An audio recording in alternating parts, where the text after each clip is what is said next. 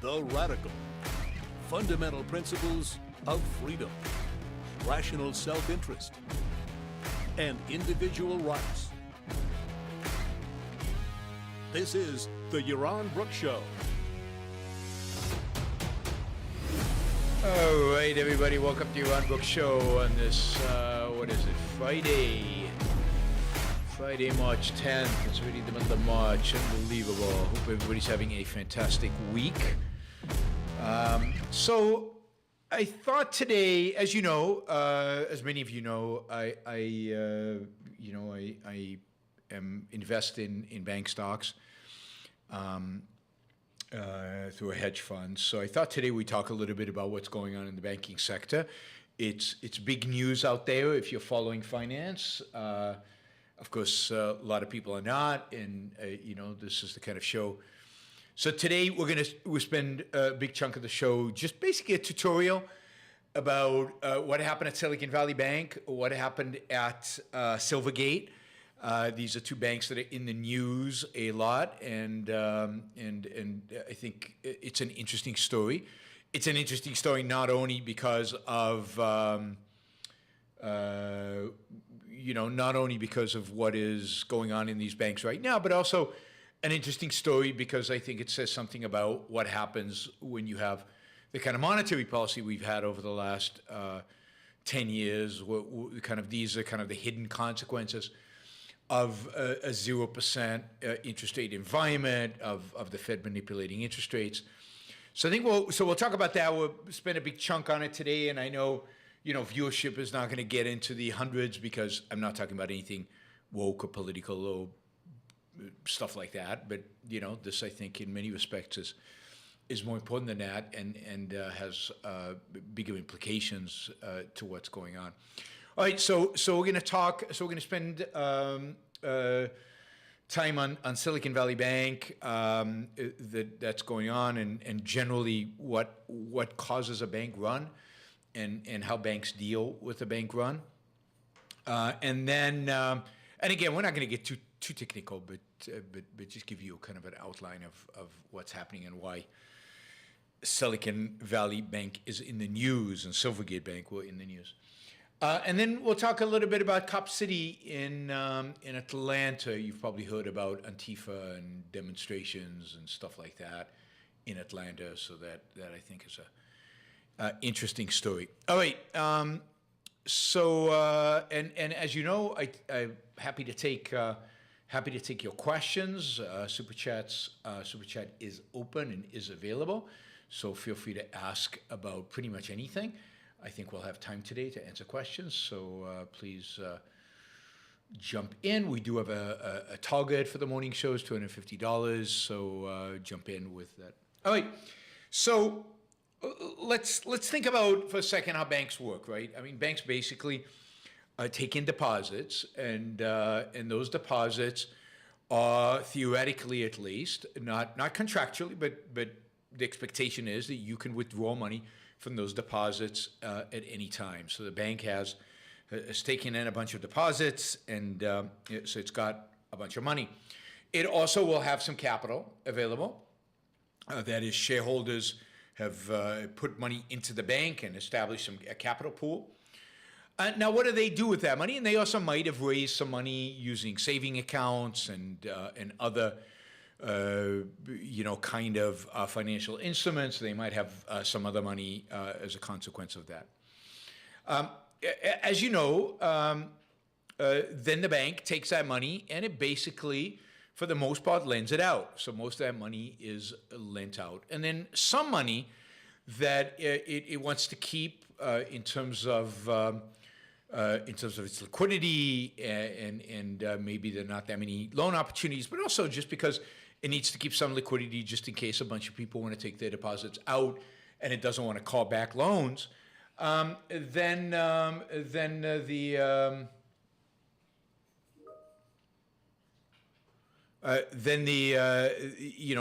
they can sell this other. They have a piece of it in securities. These are marketable securities. These are bonds of the government bonds, typically.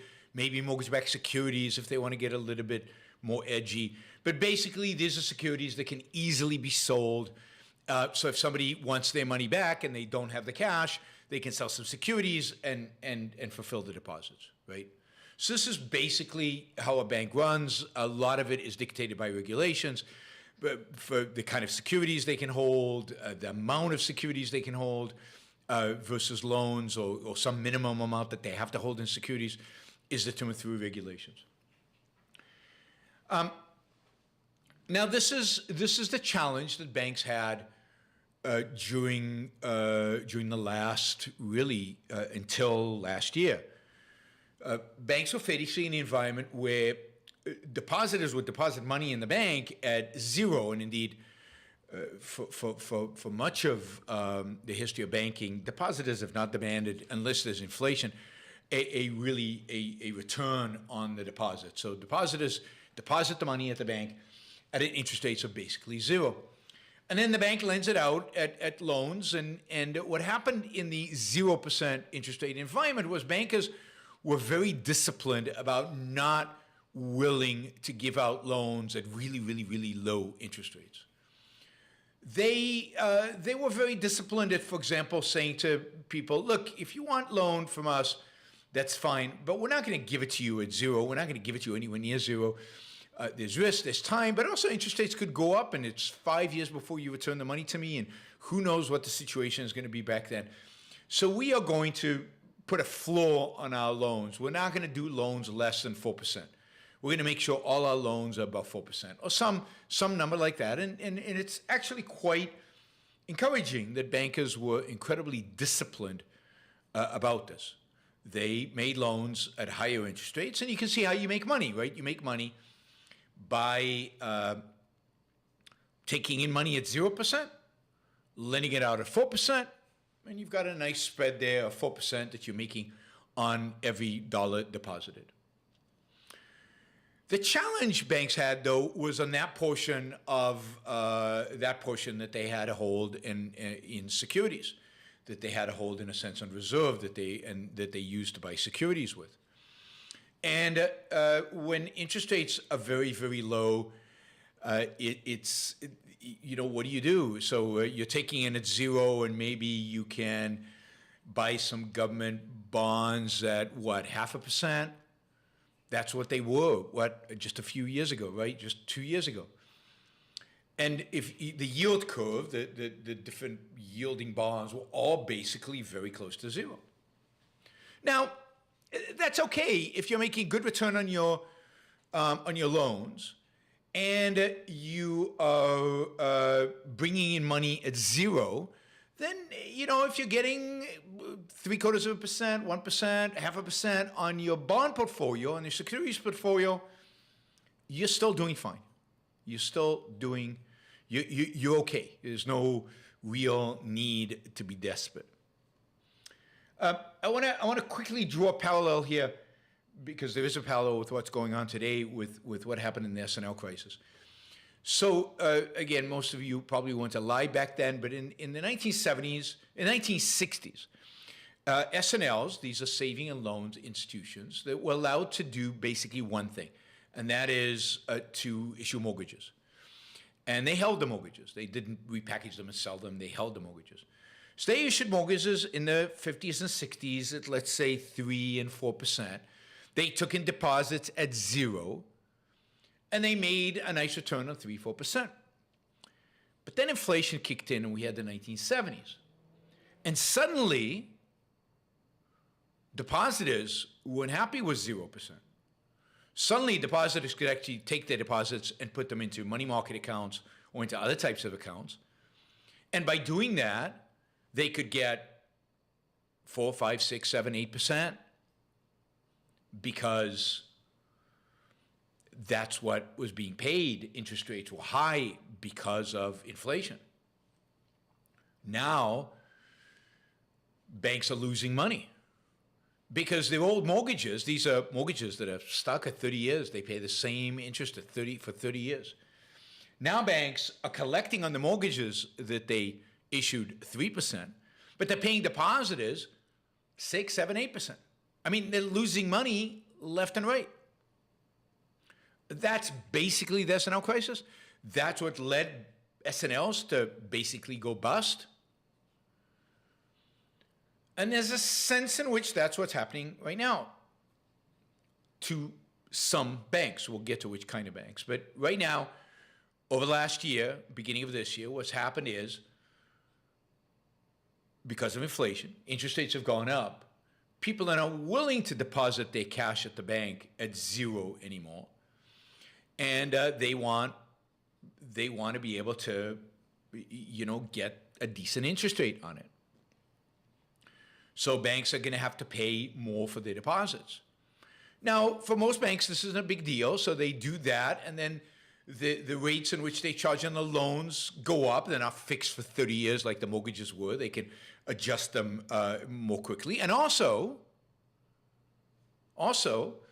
their securities, they can now invest in securities. And because now security, you're also yielding higher interest rates, paying higher interest rates, they can now invest in securities that pay them more than what they had to pay depositors, and everything's fine. Everything kind of adjusts. And I think that is the situation almost all the banks are in. But you see, some banks, some banks got depositors a few years ago, got depositors at zero. Made loans like everybody else, but then they looked at the securities and said, I don't know, if I buy these short-term securities, 6 months up to a year, I'm only going to get like 0.5%. I'm still going to make money, but it's very little money. So why don't I go out there and I'll take on 2, 5, 10-year bonds, government bonds, and maybe eke out 1% or 1.5%. And that's what they did.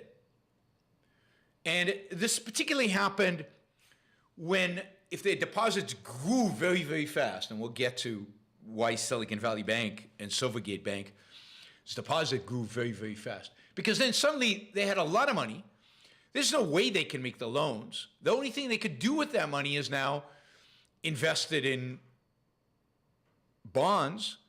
But instead of investing it in short-term bonds that then could reprice as interest rates went up, they invested in long-term bonds to get the profit immediately. And then what happens? Interest rates and prices are inversely related. As interest rates go up, prices of bonds go down. So what happened last year as inflation kicked in is that interest rates went up, and the value of the bonds that they had in their portfolios went down. And suddenly there was a mismatch. Suddenly, if deposited wanted their money back, the bank didn't really want to sell those securities, because if they sold them, they would have to take a loss, because the value of those securities went down because interest rates were going up. And they didn't have the short-term securities. These were longer-term securities, because they had taken, and when you take on long-term securities, you're taking on a risk. Now, again, this is not a big problem if everything is just normal and depositors are depositing money and taking money out, and there's this constant, shift, and some of your investments are in, short-term securities that you can unwind. But as long as there's no rush for depositors to pull their money out, there really is no real big problem. Everything is fine. But then what happens? So let's take Silvergate. Silvergate has just announced that it's unwinding its operations and basically selling all its assets and returning all the money to depositors and basically shutting its doors. How did that happen? Silvergate was a year and a half ago, 2 years ago, the most expensive bank in the United States. The most, it seemed like this unbeatable, huge success. It had achieved that success by basically specializing in banking crypto funds, crypto exchanges, people who invested in crypto, and businesses that invested in crypto, held their deposits at Silvergate. And Silvergate was also very good at lending to crypto. And then when crypto was massively popular, right, in 2020 and then 2021, Silvergate just had a ton of deposits coming in. They used those deposits to buy long-term securities because they wanted to make a little bit of money off of those deposits, which was fine until crypto collapsed last year.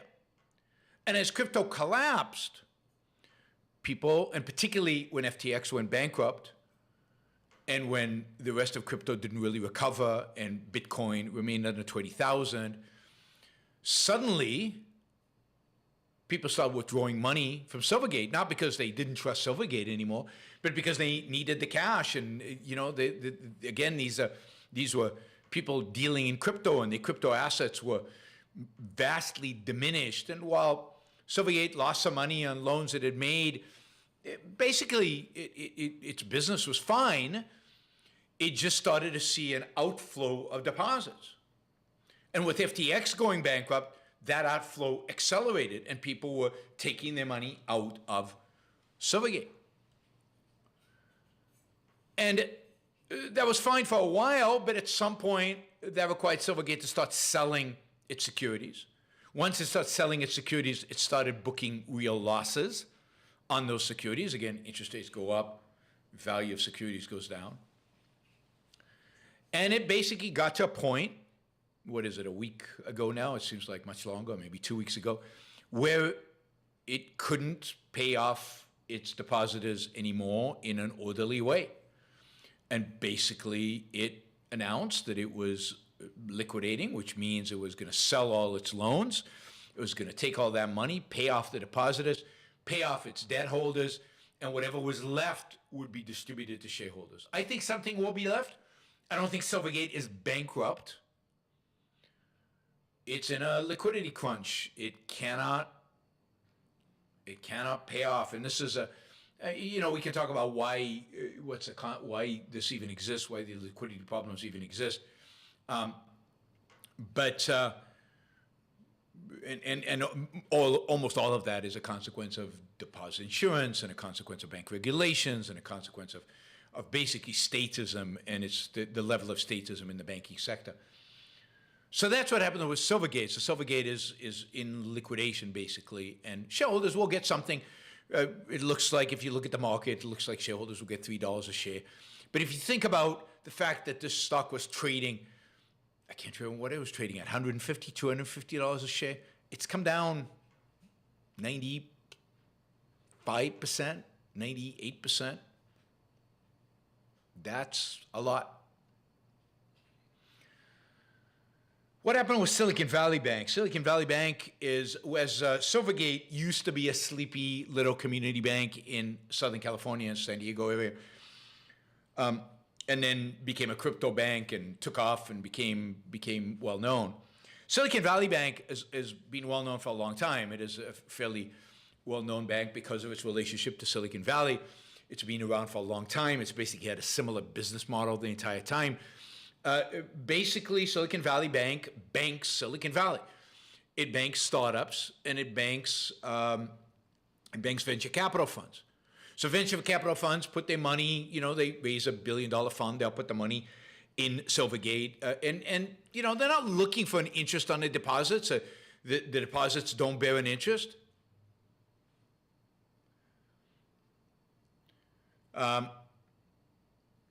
The same with startups. The venture capital fund takes the money that it has, it invests in a startup.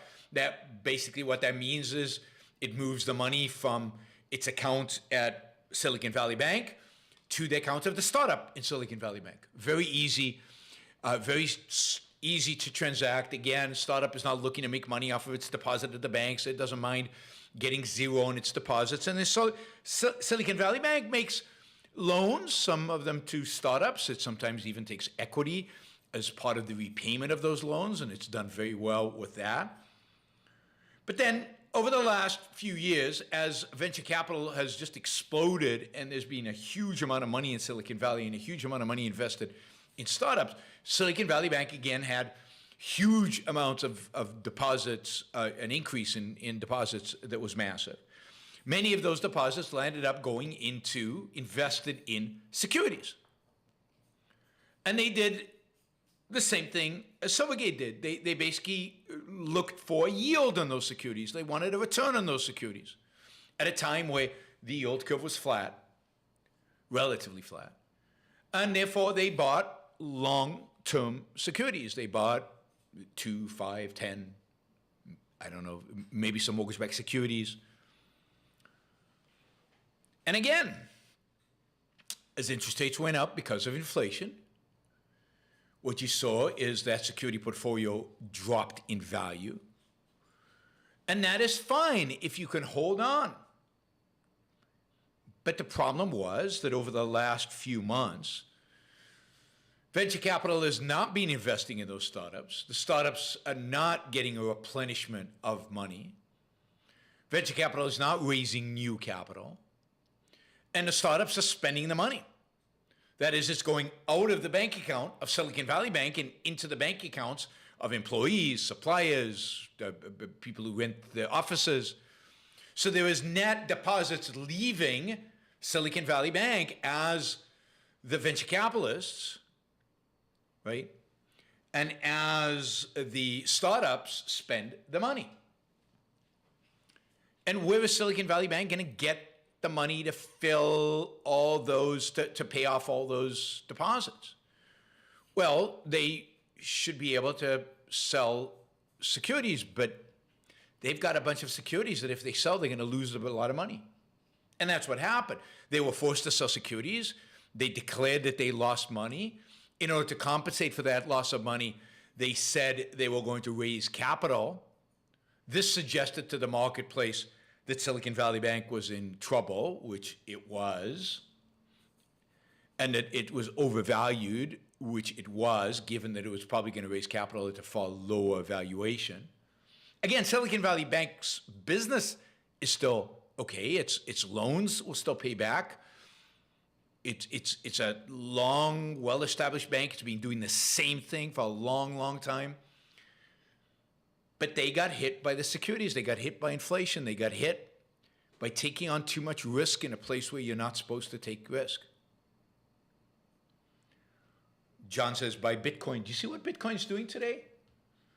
Bitcoin's not doing too well. Might be correlated with Silicon Valley Bank. Last I see over the last 24 hours, Bitcoin's down 8.3%. It's below 20,000 now. It's below 20,000. I mean, I don't know how long that'll stay. I'm not predicting Bitcoin. But it does look like Bitcoin is kind of suffering a little bit with what is going on in the banking sector.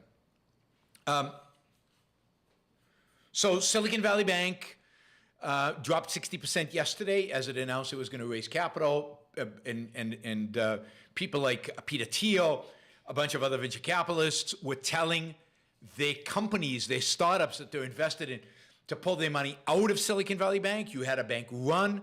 Everybody went to the bank to start pulling money out. Silicon Valley Bank doesn't have the capital to sustain that unless it keeps selling securities at a loss. And it turned out this morning that they couldn't raise capital, that they went out into the market and tried to raise capital, and nobody would give them the capital. So they announced this morning, and this is why trading was halted, they announced this morning that they would seek a buyer, somebody to buy them out. Now, this is fascinating. Silicon Valley Bank is not a bank that anybody would have expected would sell. It's not a bank that it's obvious who is going to buy. It is a bank that that has a great business model. It's been a great bank for a long time, but it requires particular expertise. But what it turns out, I think, from Silvergate and from Silicon Valley is, and this has been true for a long time, and this is one of the great weaknesses of American banking, is you really need a diversified depositor base. You need depositors, from a wide array of industries so that you don't get one of these everybody's leaving crypto, so everybody pulls their money out of Silvergate. There's no new money in venture, so everybody's moving money out of Silicon Valley. It's interesting to me that this happened at Silicon Valley Bank because they should know better. They did, this is a bank that has been through more than one, tech downturn. You'd think they would have learned from those what happens. Anyway, I think that's pretty much the story. It'd be interesting to see who buys Silicon Valley Bank. There's a lot of value there. They're not going to sell for zero. This is more a liquidity issue than it is an actual value issue. This is the kind of problems banks get into relatively frequently. Well, not frequently, but periodically, to a large extent because of the structure of the American banking system, the very little reserves that banks actually have. We saw that in 2008, 2009. Banks don't keep much reserves because the Fed basically doesn't require it, and is in that sense a race to the bottom. This is so all of this, a consequence of regulation, a consequence of inflation, a consequence of zero interest rates.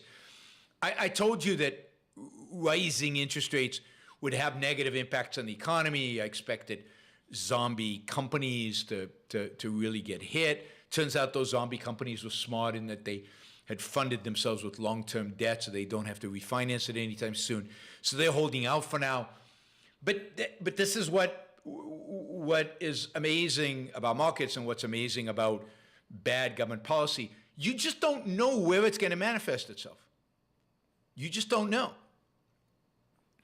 And here we are with two banks getting into real deep trouble. Silvergate, I probably would have expected because I've always been skeptical about crypto, but I would have never expected this of Silicon Valley Bank. So here you see financial institutions getting into trouble, and all because of unintended consequences of raising interest rates. And I'm sure the Fed is carefully watching the banking sector to see what happens. By the way, just so everybody knows, and it's clear, I should have said at the beginning, I do not hold a position in Silvergate. I do not hold a position long or short in Silicon Valley Bank. I guess I wish I had a short, but I hold no positions in either banks. Nothing that I've said so far should be construed as investment advice, purely educational. I don't think I said anything about investment. So all those caveats, hopefully you found that beneficial to understanding what's going on right now. Silicon Valley Bank will probably sell. It'll probably sell at a decent price. Shareholders will still lose a lot of money, but somebody's going to buy them because there's real value there. As I said, Silvergate is unwinding and is going away. All right, let's see. So that took a lot longer than I expected. Okay, quick story. Put aside banking, quick story about this cop city. This is interesting because I've been complaining forever about police training, and police really need to get better trained, and they need to be more efficacious, and they need to be able to deal with violent situations much better than they actually do. I think police shootings are ridiculous. The amount of violence the police use in situations where it's unnecessary is ridiculous.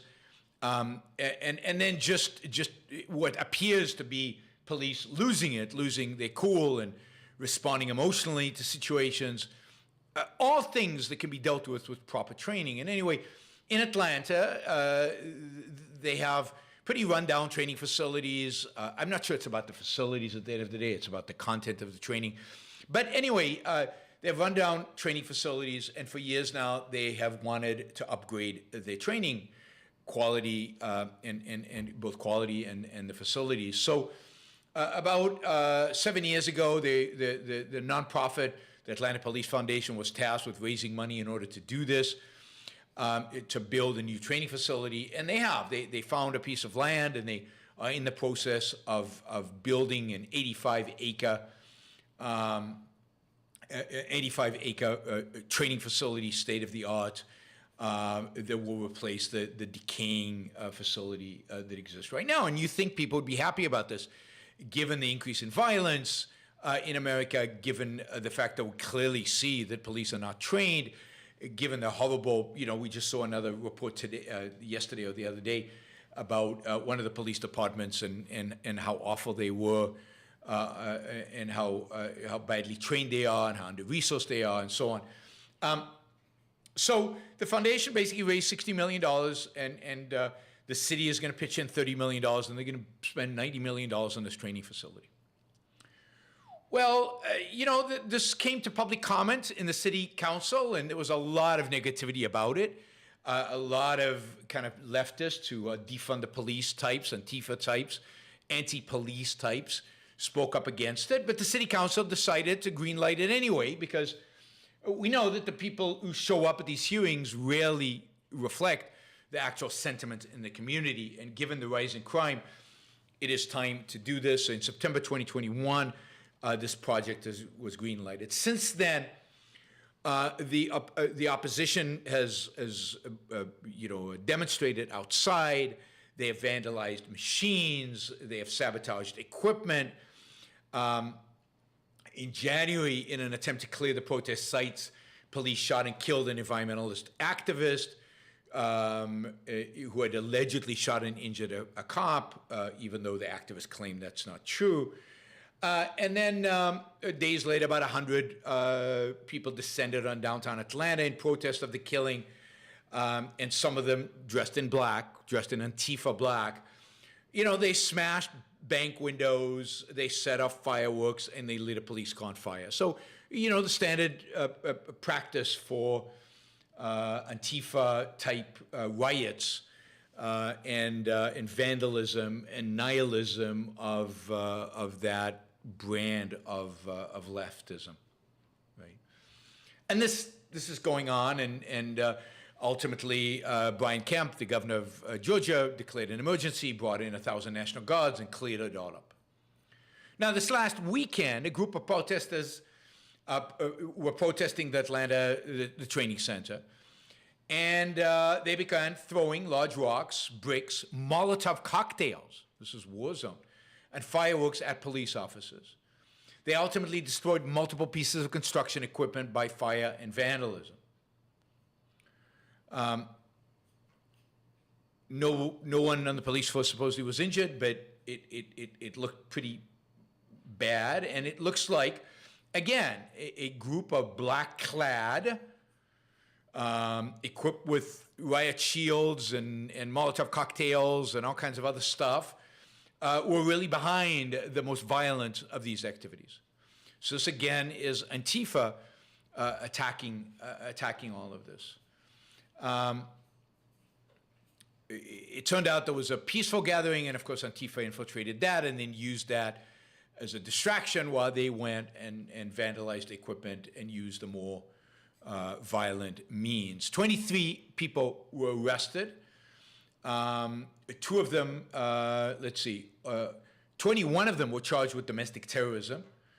All of them were charged with domestic terrorism. 21 of the 23 are not from Georgia. I mean, Antifa brings their people in from wherever they need to, so it's not from Georgia. This is not a Georgia-based, really, protest.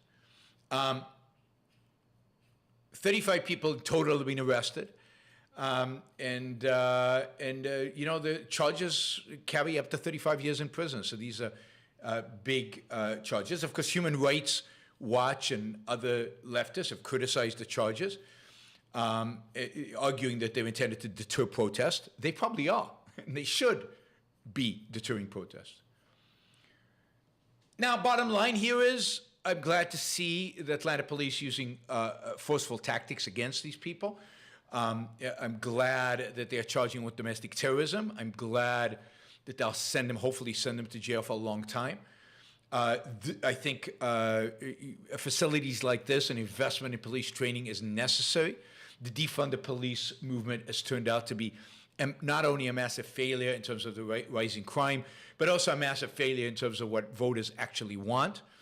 It's good to see the Atlanta Police Department investing in more policing. Now note, Atlanta is a Democratic city. It's a blue city. In spite of that, Atlanta City Council voted for this training facility. In spite of that, Atlanta City Council is putting real money into this. While Georgia is mostly red, Atlanta is blue. This is the kind of conflict that's out there. But what I think is important and interesting is that at the end of the day, the number of people that actually believe in defunding the police, that actually believe in violent riots and protests and anarchy and nihilism, the number of people who actually hold those views is very small. They don't represent a significant number of the population. It's good to see them basically defeated, both in the ballot box in a sense of those kind of candidates being defeated, and by the police when they get violent by arresting them and prosecuting them. So good for the police in the circumstances. I think we need to stand firmly against violence and against demonstrations turning into riots. There needs to be zero tolerance for rioting people. And if you're dressed in black and you come to a protest, the assumption should be that you're a troublemaker, and they should be really watched carefully and dealt with the slightest sign of intended violence quickly and thoroughly. All right. Let's jump over to your questions. We have a few. We're way behind on our Super Chat goal. Hopefully that'll pick up in the next few minutes, but we still got about $180 to go. We've got about 80 people watching, so we're looking for, I don't know, $3 each to get us where we need to be. So for those of you watching who don't have a question, $3. It would be great if we got a bunch of $20 questions, or maybe somebody wants to do 100 or 50. That'd be great. All right, let's do Shazbot. Shazbot says, positive portrayal of a banker in a movie, Ghost, with Patrick Swayze. Wow, I don't remember banker in that movie. Or is he the banker? He is dead for most of the movie, but while he was alive, he had plenty of integrity, and he goes to heaven at the end. Well, that's good that a banker goes to heaven. The question is the integrity that is exhibited, that he has, the kind of integrity that undermines, that is questionable vis-a-vis him being a banker. That is, like a pretty woman has this banker, but part of what happens in the movie is he softens, and that's why he's a good guy. And the question is, in Ghost, was he a hard-nosed, profit-seeking banker with integrity? That'd be great if he was. I can't remember the movie well enough. Andrew says, this is not directed to you or Robert, but do you think many in the progress movement are evasive or naive in not addressing politics? Rand thought if one talks about industrial progress, one should talk about freedom. I think many of them are naive, young and naive. Many of them don't understand the importance of freedom and liberty for progress. Many of them come from a pretty leftist perspective generally. And as leftists, they are suspect of free markets, and they have to really learn the value of free markets. But I think many of them are young and honest in that sense. They just don't know. Maybe not so honest when they grow much older and stay with a leftist ideology and still advocate for progress without really, while evading the roots of it, while evading its sources. All right, again, I'm going to remind you, because we're almost out of Super Chat questions, way off goal. Would be great if you guys pitched in. I see Adam pitched in with $3. It would be great if everybody listening right now went to the Super Chat feature and just pitched in $3. I mean, how complicated can that be? And of course, if you have questions, use the Super Chat to do that. Again, you don't have to ask a question to support the show. You can just use a sticker like Adam did. And JJ Jigbees has a question. I'm a waiter at a fine dining restaurant. I make great money and the amount for the amount I work, but I can't help but resent it. The tipping system seems so corrupt, and I feel like I'm getting away with something. How do I deal with this? I don't think the tipping system is corrupt. I think it's kind of silly because, in a sense, everybody gives the same tip, and you give the tip whether there's good service or not. Sometimes you give higher tip if there's particularly good service. Why not just not raise the prices and have service included in them? There are a lot of different ways you could do this, but it does seem like the tipping system is weird. But I don't think you and some fine dining restaurants have done away with tips. They basically said, look, we're paying our waiters a good living. We're not going to accept tips. We're just going to pay them, and that's going to be the way it is. I think it's optional. I think you can do it either way, and I certainly don't think as a waiter you should concern yourself about this. I mean, hopefully you're making, as a fine dining restaurant, you're making good wages as a waiter, and then you're getting hopefully good tips. And together that compensates you well for the work you're putting in. So I don't know what the concern is, I guess. Glenn says, did you happen to see Alex Epstein's testimony before Congress? Was very proud to see him defend himself in his position against the personal attacks of the Dems. No one questioned his argument. Yeah, I mean, I saw parts of it. I haven't seen the whole thing. But yeah, Alex is very good at that, very good at dealing with the personal attacks, brushing them off in a sense, and really, really focusing on the essence. And nobody wants to deal with him on the essence because they can't. They have no argument against what he says about fossil fuels and about energy. So they just don't deal with that, and they attack him personally. And that is a sign that he is winning. That is a sign that he is making real progress. So good for Alex. It's not the first time he's been in front of Congress. He seems to get better every time. I think we need a lot more Alexes. We need to get the message out there. We need to get our voices heard. Colleen, thank you. Tazy, thank you. Mark, thank you. Stephen, thank you. I mean, everybody does so well that now we just need like $2 from everybody who's listening, and we make our numbers. So slowly making progress towards our goal. $2. You guys who haven't done anything, and there are about 60 of you who are listening live, can certainly do $2 and get us to the target. Okay, Daniel asked, watching congressional hearings is so infuriating. I can't stand not allowing the witness to answer. And the politicians' snobbishness. Taibi and Schellenburger took a bunch of crap for no reason. Yes, I mean, it's pathetic. It's ridiculous. What's her name? Kathy Porter is the worst of all of them. But all of these are not hearings to actually hear what the witness has to say. I think congressional hearings should be abandoned completely unless they're willing to completely change them and allow witnesses to answer questions with no interruption. But the rest is just ridiculous. They ask a question, the guy starts answering and says, "No, I'm not going to let you answer. Let me say this instead," and it's just an absurdity. And and the witnesses usually are better people, more knowledgeable, more interesting, more important than anybody sitting there on the panel asking the questions. Mostly disgusting, despicable, unproductive politicians who haven't done a thing in their lives that is productive and that's beneficial, and they're interrogating productive people who've changed the world. Horrible. All right, Stephen, thank you. Mike, thank you. Tazy, thank you for the tip. And James, thank you. These are all people who are contributing without asking a question.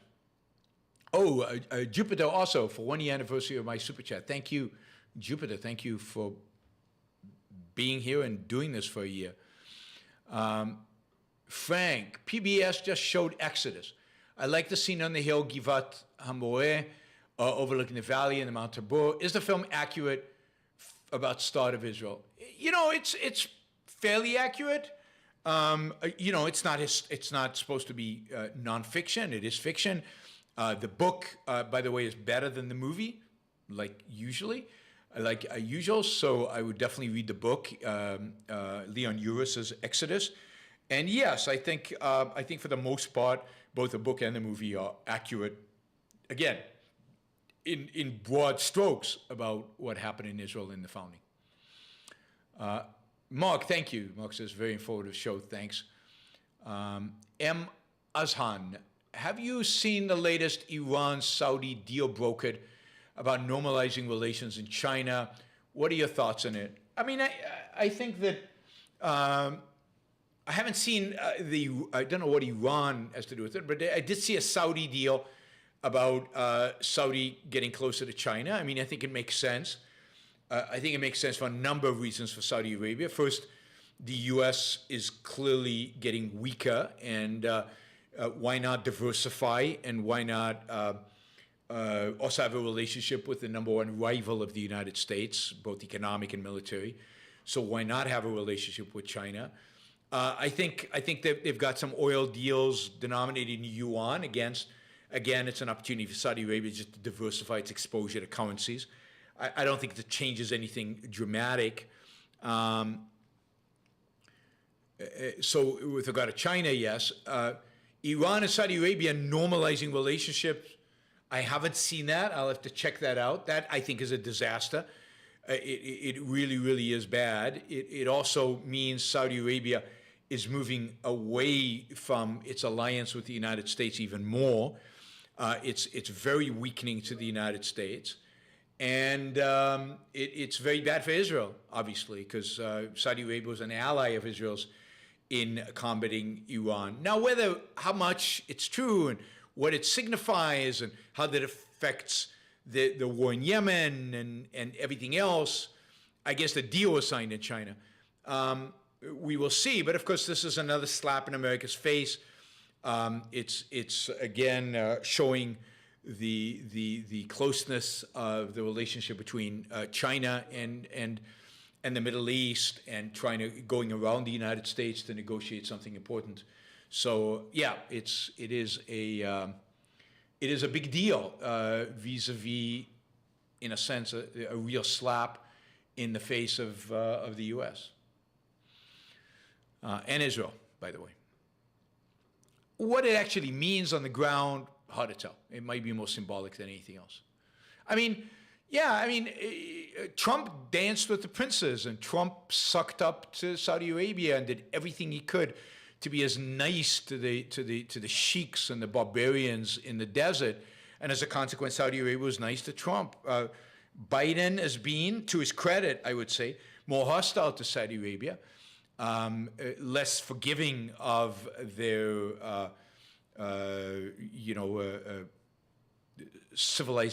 challenged civilization, let's say, and he's suffering the consequences.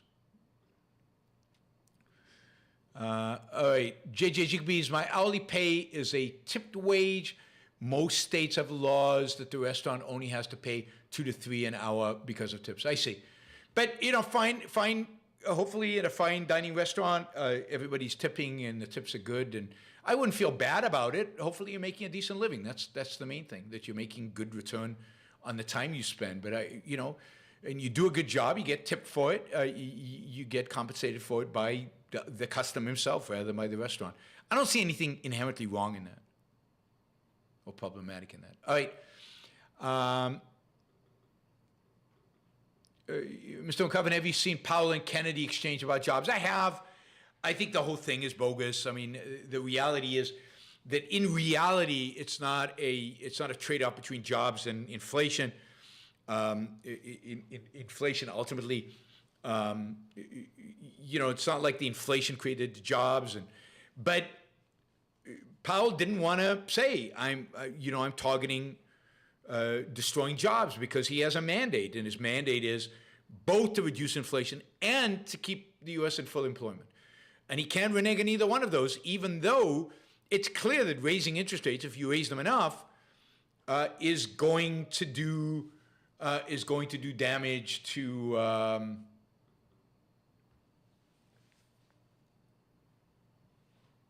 jobs, because it does damage to the economy. All right.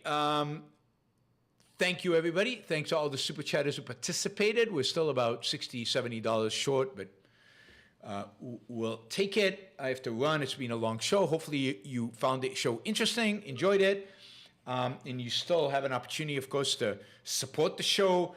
You can support the show in YouTube if you want. Just click on a cheer or whatever it's called.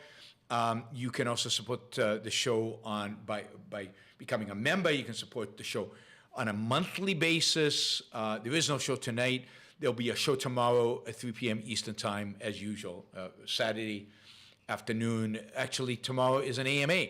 Ask Me Anything show with contributors who contribute more than $25 a month by video. So tomorrow is a Q&A show.